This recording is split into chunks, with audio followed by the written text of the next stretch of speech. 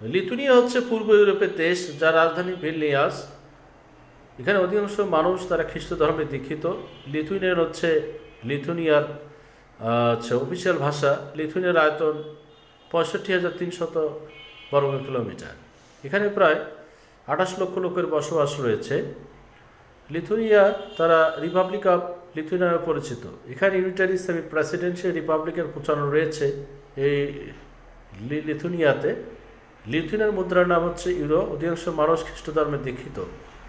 উপনিবেশিক শাসন সম্পর্কে যতটুকু জানা যায়, রাশিয়ান এম্পায়ার এসেছিল লিথুয়ানিয়াতে 1600 শতকে। সময়ের আবর্তনে তারা 1990 সালে রাশিয়ানদের কাছ থেকে আবারও স্বাধীনতা লাভ করে। এই দেশটা রয়েছে অনবম সংস্কৃতি, সংবেদনশীল সংস্কৃতি সহ।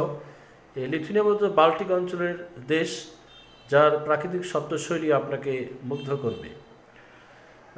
এবং আমরা অনেকে জানি যে এখানে অধিকাংশ মানুষ খ্রিস্ট ধর্মে দীক্ষিত।